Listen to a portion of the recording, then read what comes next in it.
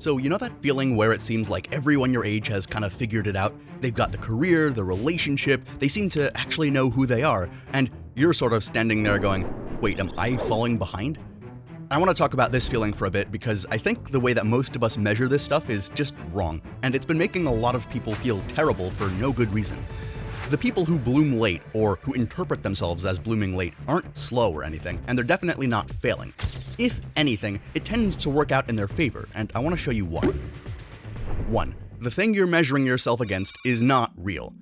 Okay, let's start with the feeling itself, because you are not delusional, and I'm not going to sit here and pretend you don't have a reason for it. You look around, and it seems that everyone is a step ahead. They have the perfect job, they're in the best relationship, or they just seem to move through life like they've been handed some sort of manual on how to live, and you didn't get that manual.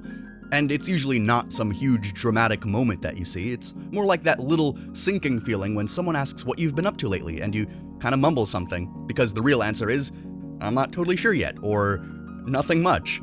And that feels like the wrong thing to say at your age, like things are supposed to be happening, things are supposed to be exciting. So I want to actually take that feeling apart a little bit, because when you look closely, most of what's holding it up doesn't really survive the inspection, or the introspection if you would. So let's start with those people who always seemed naturally ahead, like they were just born good at things. There's this study from the 80s by two researchers, Roger and Paula Barnsley, and they were looking at some youth hockey in Canada, and they noticed something kind of ridiculous. Almost all of the best young players were born in January, February, March, and basically none of them were born in December. Which makes no sense at first, right? Like, why would the universe care what month a hockey player is born in? How would that statistically have any effect? But here's what's going on. You take a bunch of kids, and you put them all in the same age group. They're all 9, say, except a kid born in January who is nearly actually a full year older than a kid born that December. And when you're 9, a year is pretty big. That older kid is taller, faster, and just better at sports in every way because they're more developed. So when the coaches come around looking for the talented ones, they pick those kids, obviously, and then those kids get the better coaching and more playing time and more attention, and surprise, they actually do get better at hockey. But it's literally just because they are older. And everyone just sort of agrees, oh yeah, that one is gifted, when really he was just born in the springtime. They call it the relative age effect, and the slightly unsettling part is that they found the same thing goes way beyond hockey. Soccer, school performance, academics is just all over the place. Once someone points this out to you, you genuinely can't stop seeing it. It's kind of pointing out how ridiculous a lot of our schooling system is, and our priorities are a bit messed up in this place. The reason I'm bringing this up is that a lot of the people you've been comparing yourself to had some flavor of that head start. Maybe not exactly that kind of head start, not a birthday maybe, but something. A parent who was already in the field they wanted to get into, a better relationship with the people around them. Maybe they had parents who were loaded, and they could afford to take the unpaid internship and explore their options instead of working a full-time job while also going to school. Or maybe they had a friend who knew a guy and they just had better opportunities. Or they just happened to bump into the thing that they're good at a couple of years before you bumped into yours. And from the outside, all of that looks exactly like talent or luck or they are just better at something or whatever, the same way that being 11 months older looks like talent on that ice rink. Then there's the practice thing. You've probably heard that it takes 10,000 hours to get really good at something, so the clear takeaway is you'd better have started already, and if you didn't, well, tough. It's a nice, tidy idea here. The problem is that it kind of falls apart the second you look at it a bit closer. It's too tidy, right? There was a psychologist named Brooke McNamara who gathered up basically all of the research on how much practice actually explains why some people end up better than others across a whole bunch of areas. Music, sports, games, school, jobs. She pulled together dozens of studies, so you're not just looking at one fluke result, you're looking at the whole picture at once. And for the really structured stuff, like a board game where the rules never change, sure, practice explained a decent chunk, around a quarter of the difference. But then she gets to the more normal career paths that most of us go for, and for that, practice explained less than 1% of who ended up doing well. I'll say that again, less than 1%. So this idea that the people ahead of you just started grinding earlier and they just got better at it because they had that grind set mindset and that's the whole game, that's not really true. That's not really holding up in the data. And then my favorite one, which goes right at this character we've all got living in our heads, the young genius. The kid who drops out and builds the billion-dollar thing at 23. Zuckerberg literally said once, young people are just smarter. But then some economists, Pierre Azoulay, Benjamin Jones, and a few others, actually went and checked.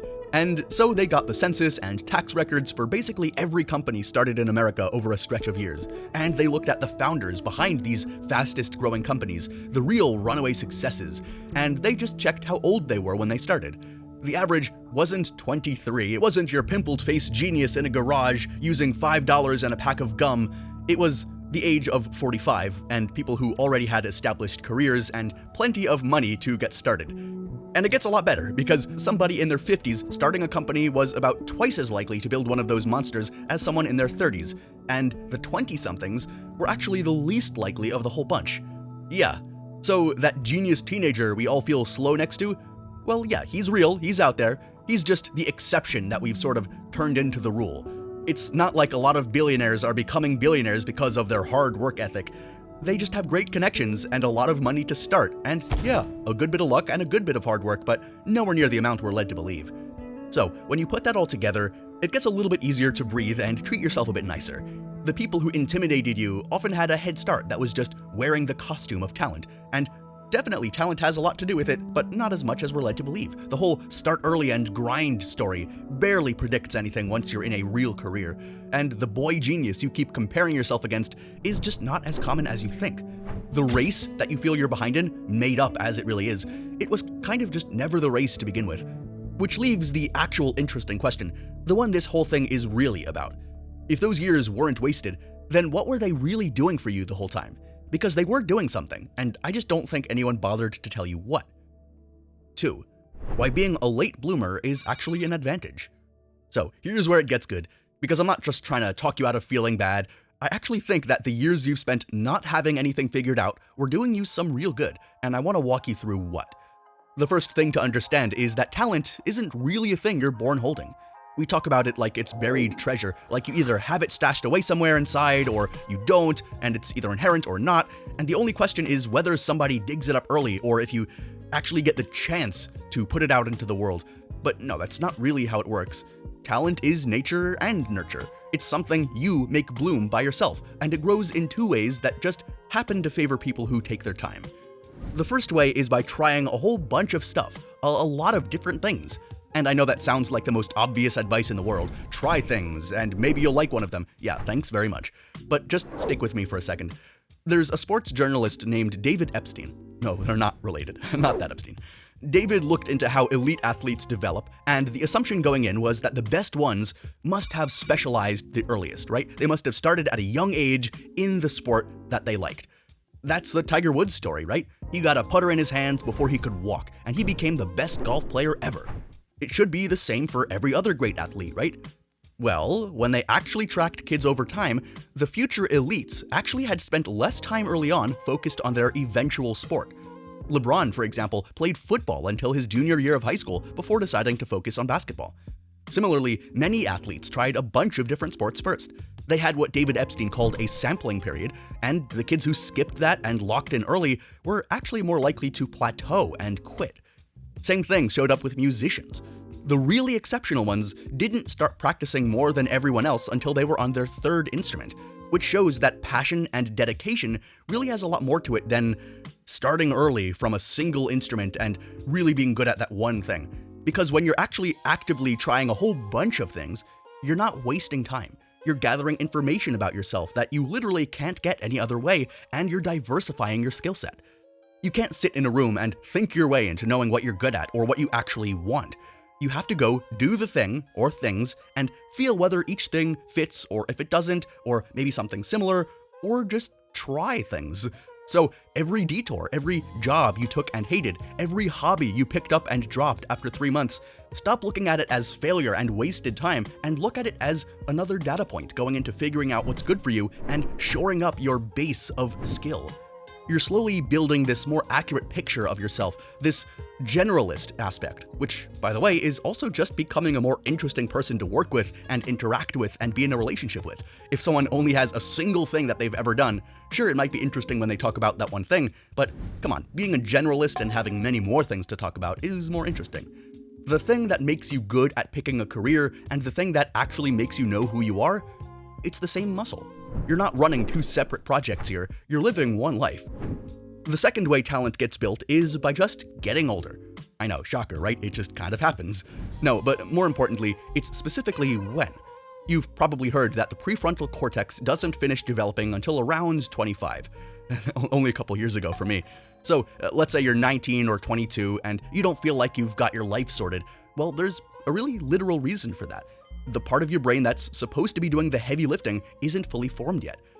I was in college and I went through all of that without really knowing what I wanted to do with it, and that's mostly because my brain hadn't developed to the point that I really would. But even 25 isn't really the finish line either. There's a study I think about a lot led by Hartshorn and Germain. They tested something like 48,000 people every age, from teenagers to people in their 70s, and instead of asking the boring question like, when does the brain peak in terms of learnability and creativity, etc., they asked a much better question, like, does everything peak all at once?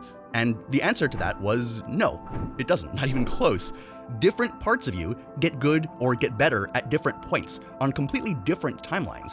And once you see the breakdown of this, it kind of explains a lot about why being young can feel so disorienting, and why going through your teens, your 20s, your 30s can feel like you're reaching your peak at different times, because there's many different peaks.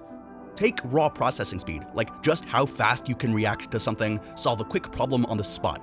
That one does peak early, around 18 or 19, and it starts easing off pretty much right after, not a steep slope or anything. It tracks with how you probably remember being a teenager, right? Quick, ADHD-like, a little reckless, mentally quick and sharp, even when you weren't using it well and didn't have the best judgment. But one of the things they tested in addition to that was something completely different. The ability to read what someone else is feeling just from looking at their eyes. Empathy, right? Genuinely, that's the test, just looking at their eyes. They'll show you a photo of someone's eyes, and you have to guess what they're feeling underneath. And that ability doesn't peak in your 20s at all. It actually peaks in your 40s, and it stays there through your 50s before it starts to slide. So the part of you that's actually good at knowing when your friends say they're fine, but they're clearly not fine, that part isn't even close to finished at 22. It takes a while. And separately from that, there's a researcher named Igor Grossman who spent years studying something he calls wise reasoning, specifically how well you handle a real, messy disagreement. Can you see more than one side of it? Can you empathize? Can you actually admit that you might not know everything? Can you see from their perspective? Can you look for a way through instead of just needing to be right? He gives people real conflicts and scores how they reason through them, and the finding holds up again and again. People get better at this with age, and in some of his work, it's still climbing in people's 70s and 90s. It's one of those things that just gets better and more golden with time and experience. There's even this detail that I love, where people reason more wisely about a problem the second they imagine that it happens to a friend instead of to themselves. We're actually apparently much smarter about other people's lives than our own. It's like a different perspective type thing. If you think about it, it probably explains every group chat you've ever been in. You were able to analyze someone else's life and give them advice, but you couldn't do the same for yourself, right? So while your reflexes were busy peaking at 19, the part of you that can actually read a room, and the part of you that can sit with a hard situation and handle it without losing your head, those were both still being built. Not behind schedule, just on a longer one. And you've plenty of other individual neural skills that just develop on completely different timelines. So put those two concepts together, and you start to see why the late, broad path actually wins out in the real world. Going all in on a single narrow lane early on really only pays off in places where the rules never change, or where someone is really, really good at one specific thing, like chess, a single musical instrument, a single sport. Stuff like that, where this year can look exactly like last year, and the only thing that really matters is repetition and becoming slightly better at it than last year. But that's not how most of life works. Things are more complicated than that. Careers get upended, situations change, industries that seem permanent now just disappear. AI is definitely throwing a big boulder in the gears right now, but relationships especially don't follow a script and don't follow a timeline like playing a guitar might. When the ground keeps shifting under you, it's actually the specialists who struggle the most to adapt, not the generalists, which feels counterintuitive, but it really isn't once you think about it. There's actually a really clean example of this if you want. Researchers like Philip Tetlock have studied people whose job is forecasting, predicting what's going to happen next in politics or the economy, and the ones who'd spent their whole career drilling into one specific area were consistently among the worst at it. You've probably seen some of those online. Sometimes these people got worse the more experience they piled up because they could only see the situation through that one lens that they built their whole career around, developing that single lens and polishing it, but that didn't really help them, did it? So Tetlock had this great way of putting it. He borrowed from an old line: the hedgehog knows one big thing, the fox knows many things, and the foxes win. The generalists, the ones who'd been exposed to a whole bunch of different fields, were better at it, at things in general, simply because they weren't locked into seeing it only a single way. 3. The catch, and why most people who feel behind never actually get the payoff. Okay, so I don't want to leave you here because if I stopped the video right now, you'd walk away thinking, great, I can just drift along for another 10 years and it'll all work out because I know a whole bunch of little things about a lot. That's not how things work, and that's the part of this conversation that usually gets left out, so let's get into it. The exact trait that actually makes the late path work, staying open, trying things, not locking yourself in too early, is the same trait that can quietly wreck you if you're not careful. And from the inside, the good version of this, and also the bad version, can feel almost identical, which is what makes it so easy to fool yourself. In both directions, that is. You know the phrase, "I'm still figuring myself out." It's one of those sentences that is true often enough that we trust it completely, and also false enough that it becomes the perfect place to hide when you're not getting any breakthroughs in your life. And the annoying thing is, it sounds exactly the same either way. Someone who is genuinely exploring and someone who is genuinely avoiding will use the same exact words to describe what they're doing. There's actually a name for one of the ways this traps people. Psychologist Barry Schwartz talks about something called the maximizer. Someone who, when they're making a choice, has to be sure that they found the best possible option before they commit. Sounds responsible, right? Like me when I'm shopping for items on Amazon. Gotta make sure I have the perfect purchase. Well, actually, according to research, it's actually the maximizers who end up less happy with their choice than the people who just pick something good enough and move on, because the maximizers are always wondering if there was something better that they missed, some sale or something with better reviews or whatever it is. And I think a lot of people who feel like they're behind in life are actually maximizers without realizing it. Your standards are too high, bro. It's paralysis by analysis. It's not like they're lazy, they're just terrified of picking the wrong thing, so they keep researching and comparing and waiting until they're certain, oh, it's the best one. And the waiting just becomes their whole life, because that moment never really happens. An option you never picked can't fail you. That's the appeal, and it's also the trap. Now, before I go any further, I want to deal with something that might already be bothering you. Besides the fact that you may have not already liked this video, come on, what are you doing? Also, we just spent a good chunk of this talking about how trying a bunch of different things is what actually builds you into someone good at something. Roger Federer played like 5 different sports before he ever picked up a tennis racket seriously. So, what's the difference? Well, it's a fair question, and the answer isn't really how many things you try or how long you stick with any one of them, even though that definitely helps. It's what actually is happening while you're doing these things, right? Real exploring still asks everything of you while you're in it. You go all in on the thing, whatever it is, and only after that do you get to decide it isn't for you. You still have to put your mind to it.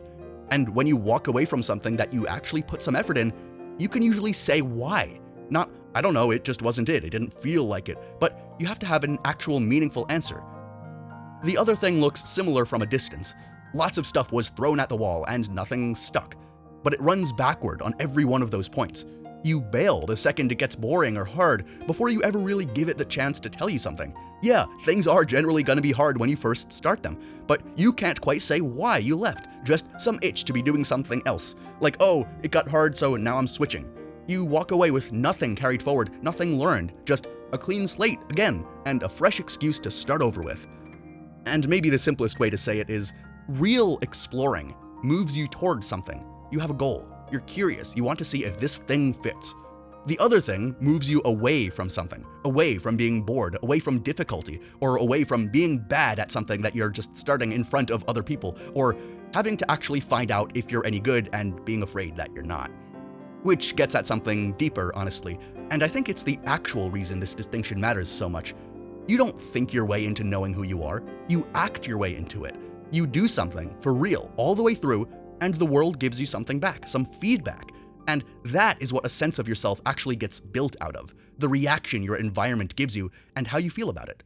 The person who half-asses 10 things never gets that, because they never gave themselves anything honest to learn from. They never gave it 100%, and then they never learned from what that action taught them. And that's why the phrase, "I'm still figuring myself out," is really so slippery. It's completely true when you're going into it with an all-in attitude, but it's also the easiest possible thing to say when it's the second kind of thing, when you've actually just been avoiding finding out. The sentence sounds identical either way, which is exactly what makes it so easy to use on yourself in not the right situations. And I want to be honest about the costs here too, because it would be a little dishonest not to be. Getting older only automatically, quote-unquote, builds the things that we talked about earlier, the emotional reading, the wise reasoning, and even then, not for everyone. And it only works if you're actually using them along the way, right? Your brain doesn't suddenly develop these skills if you're not developing these skills by use. Age by itself does nothing. I know plenty of stupid old people, don't get me wrong. Plenty of people get older and never get any wiser. You've probably met a few as well. And the system genuinely does favor early starters in some real ways. Don't get me wrong there either. But the second you start using that as your reason not to try, oh, there's this other person who is genuinely successful and they did genuinely try really hard and they are genuinely very talented. Like, yes, okay, great. But you've handed a win over that you could never have earned on its own. You gotta develop your own stuff. And the early advantage here tends to really fade away anyway once people are actually tested for real later on in the moments that count for the rest of their life. Somebody who pushed through without the head start often ends up being the more capable one because they had to try harder. They actually had to build the muscle and break out of that eggshell instead of leaning on a boost that they were just born into. So here's what I want to leave you with on this part because I think it's really important. Almost nobody does this on purpose, right? Nobody wakes up and decides, I'm gonna deliberately bloom late. That'll be my approach. I'll wait until things develop more and then I'll really get into it. That's not what is happening for most people. You're just living your life for the most part, going through it the best you can, and you're getting caught up in things, and you get busy, and you have life, and it happens, and shit happens, right? Like, sometimes the wandering ends up building exactly the thing that makes everything afterward go well, and sometimes it just stays wandering. And the difference usually isn't intention. A lot of stuff just happens. It's whether you were actually putting effort into the things you tried. You decided what you wanted, and you went for it. Or maybe you just kind of went through them without ever really being invested in it at all. None of this is really about feeling proud of yourself for being behind and just waiting for yourself to be better. And it's definitely not about turning "did I explore correctly" into some new way to judge yourself either. It's just about being honest, gently with yourself about which one you've actually been doing. And if it turns out that you've been hiding inside the explanation instead of living it and putting effort into learning things, that's not even a verdict on who you are. It's just useful to know, and it's up to you whether you want to change that. 4. What to actually do with the time. Once you know this, the question kind of becomes, okay, so what do I actually do differently? Because none of this works as a nice idea that you nod along to and forget by dinner. When you try something, give it an end date. Not because you have to quit, not because you are forced to, but because telling yourself, I'm doing this for 6 months to see if it really is for me, is completely different from, I'm keeping my options open and I'm gonna be wishy-washy, which, let's be honest, is usually just a nicer way of saying that you're really scared to find out. You're scared to commit and you're scared of the answer. And while you're in the thing, actually be in it, go all the way in, finish the draft, enter the competition, spend those hours practicing, tell the person how you really feel, because the half-assed version protects you from the thing you secretly want, which is a real answer. You only get the answer if you risk something. Which means you've got to make peace with picking incorrectly sometimes, with quote-unquote wasting time. A wrong choice you actually committed to teaches you something. A safe non-choice teaches you nothing. And for God's sake, stop waiting for the perfect moment before you make a move. Be more proactive than reactive. You don't think your way into knowing who you are and then go live accordingly. It's the other way around. Life comes from you, not at you. So if you've been sitting in, I'm still figuring myself out for years now, the figuring out isn't going to arrive on its own. It's on the other side of doing something. And the last one is more of a release than a task. Stop holding your messy, unfinished stuff against anybody else.